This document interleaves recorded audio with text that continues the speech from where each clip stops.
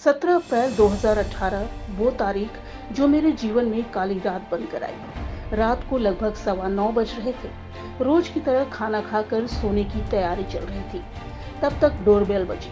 मुझे नहीं पता था कि मेरे पति की मौत की सूचना लेकर कोई आया है, लेकिन जब मैंने देखा कि एग्रो ईस्टर्न के जनरल मैनेजर राजीव कुमार, जो कि दिल्ली ऑफिस से थे, उन्होंने सूचना दी कि आपके पति संजय कुमार अब इस दुनिया में नहीं रहे।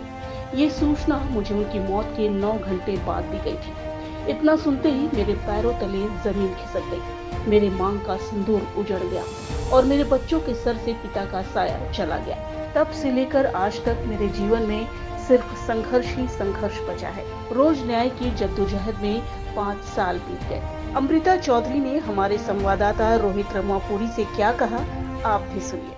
नमस्कार, मैं हूं रोहित रमापुरी और आप देख रहे हैं लाइव न्यूज़ 24। शिपिंग इंडस्ट्री में हो रही मौतों को लेकर संदिग्ध मौतें हो रही हैं, कुछ हत्याओं का भी आरोप है। ऐसे बहुत से मुद्दों को लेकर के आप अमृता सिंह जी, इन्होंने प्रेस कॉन्फ्रेंस किया। आइए हम जानते हैं कि क्या आज जो प्रेस कॉन्फ्रेंस हुआ है press club of India Delhi में, उसका मुख्य उद्देश्य क्या था। जी, आपका स्वागत है हमारे चैनल पर। नमस्कार रोहित जी। मेरे हस्बैंड संजय चौधरी थे, जो चीफ इंजीनियर के पद पर Anglo eastern ship management company में कार्यरत थे। 17 अप्रैल 2018 में उनकी संदिग्ध परिस्थितियों में मृत्यु हो गई थी। कुछ साल बाद हमको ये मालूम चला, उस टाइम पे हमें केवल सस्पिशन था कि डेथ का जो कॉज बता रहे हैं ये हार्ट अटैक, वो गलत है। और कुछ साल बाद हमको ये एफआईआर के बाद जो इन्वेस्टिगेशंस हुए उनमें मेडिकल रिपोर्ट्स में बड़े चौंकाने वाले तथ्य आए और ये स्पष्ट हुआ कि उनकी डेथ हार्ट अटैक से नहीं हुई थी, बल्कि उनको एस्फिक्सिया और पॉइजनिंग के ज़रिए मारा गया था। चूँकि तो आपका कहना है हत्या की गई थी एक तरह से उनकी। बिल्कुल।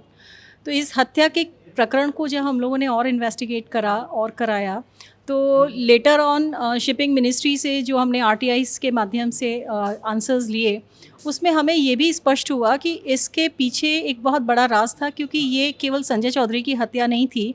बहुत सारे डेथ केसेस थे जो शिपिंग मिनिस्ट्री में दर्ज हुए थे और उनके ऊपर इन्वेस्टिगेशंस जो अथॉरिटीज़ थी उनके द्वारा किया जा रहा था, लेकिन किसी को ये राज नहीं मालूम चल पाया था कि आखिर इतनी सारी मौतों का सिलसिला क्यों हो रहा है।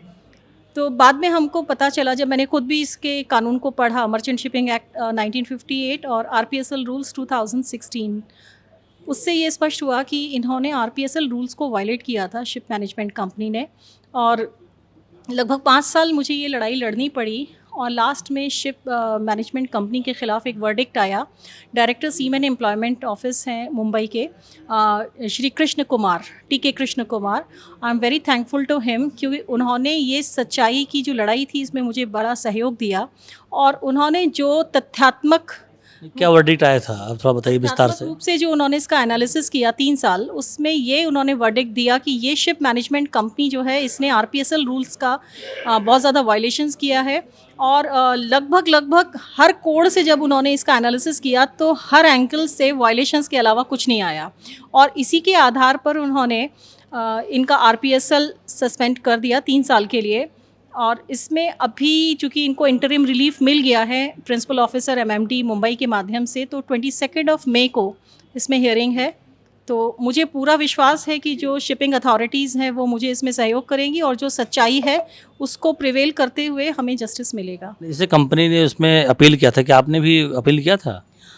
एक्चुअली 5 तारीख को इनका वर्डिक्ट आया है कि इनको इंटरिम रिलीफ दिया गया है। जो 31 मई का ऑर्डर है उसको अबेंस में रखा है। 2 मई को ही मैंने एक मेल लिख करके उनसे रिक्वेस्ट किया था, डीजी शिपिंग से, सेक्रेटरी शिपिंग से और प्रिंसिपल ऑफिसर एमएमडी मुंबई से, कि कोई भी प्रोसीडिंग आगे बढ़ाने से पहले हमारा पक्ष सुन लिया जाए। लेकिन न जाने कौन सी ऐसी मजबूरी थी कि उन्होंने हमारा पक्ष नहीं सुना और इनको जो 31 मई का ऑर्डर था, ऐतिहासिक ऑर्डर था, इसको उन्होंने अबेंस में रख दिया। नहीं, कोई जवाब दिया उसका कि नहीं? नहीं, उन्होंने कोई जवाब नहीं दिया है। कोई जवाब नहीं दिया है। अच्छा, जो संगठनों की बात आ रही है, एमयूआई, एनएसयूआई, तो इससे कुछ आपको रिलीफ मिला, कुछ उनका मदद मिला आपसे? एमयूआई और नूसी से मेरे हस्बैंड, एमयूआई ने तो लेटर भी लिखा था कि एक बार विचार किया जाए।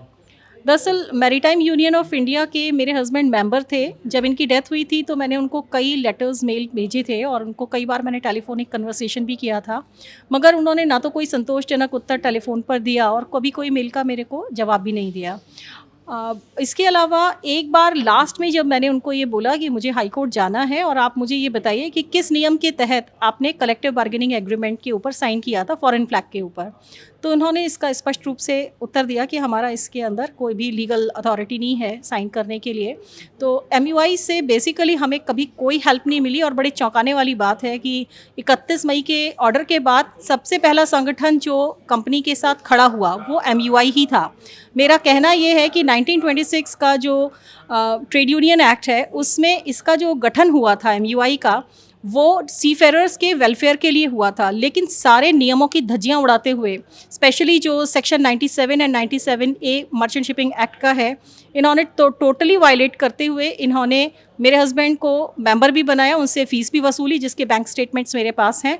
और आई एम वेरी सैड कि instead of helping us, helping the family, they are standing by the ship management company। और उससे भी बड़ी एक दुख की बात है कि जो एक ईमानदार अधिकारी मिस्टर TK कृष्ण कुमार हैं, उनका भी उन्होंने जो है पूरी तरह से विरोध किया और उनकी बहुत ज़्यादा भर्त्सना की, जो बहुत ही दुख की बात है कि इस पूरे प्रकरण में जो केवल मात्र एक ईमानदार अधिकारी थे, बजाय उनका मनोबल बढ़ाने के ये संगठन उनके खिलाफ चले गए।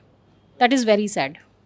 अच्छा ये बताइए, जब घटना हुई मतलब संजय जी की जब मौत हुई, तो उसके बाद MUI ने या NUSI ने कभी आपसे कोई संपर्क किया, आपको मतलब दुख जताया आपसे? नहीं, कभी नहीं? नहीं, कभी नहीं। अब अभी आगे आप क्या मांग है आपकी आगे? मेरी सबसे पहली मांग तो ये है कि जो RPSL सस्पेंड हुआ है 3 साल के लिए, एक तो इन्होंने मल्टीपल RPSLs ले रखे हैं जो सेक्शन 12 RPSL रूल्स का उल्लंघन है, तो इनके जितने भी एंग्लो के नाम से इनके RPSLs हैं सबको जो है सस्पेंड किया जाए, बल्कि सस्पेंशन ही नहीं, मैं चाहती हूँ कि इनकी RPSL लाइसेंस को टर्मिनेट किया जाए। सेकेंडली, जितने भी एक्यूज्ड हैं, specially master chief officer, second engineer and second officer, इनके कॉम्पिटेंसी सर्टिफिकेट्स को ना केवल सस्पेंड तो इन्होंने करने की बात कही है, मैं कहूँगी कि उनको भी टर्मिनेट किया जाए, उनकी कॉम्पिटेंसी हमेशा के लिए ख़त्म कर दी जाए, ताकि वो कभी किसी को इस तरह से शिकार ना बना पाएँ अपने आपराधिक कृत्यों का। और थर्ड जो मेरी सबसे बड़ी मांग है, जो MUI और NUSI हैं, इनका ministry of labour and employment में इनका रजिस्ट्रेशन कैंसिल हो, क्योंकि जो इनका कॉन्स्टिट्यूशन था वेलफेयर ऑफ द सी फेयरर्स, उसके खिलाफ जाकर के ये लोग काम कर रहे हैं। नाविकों के हित की इनको कोई चिंता नहीं है, केवल और केवल एकमात्र उद्देश्य इनका धन कमाना है, धनार्जन करना है, वो भी शिप मैनेजमेंट कंपनीज के सहयोग और संलिप्तता से। तो इन तीनों चीज़ के खिलाफ मैं चाहती हूँ कार्रवाई होनी चाहिए।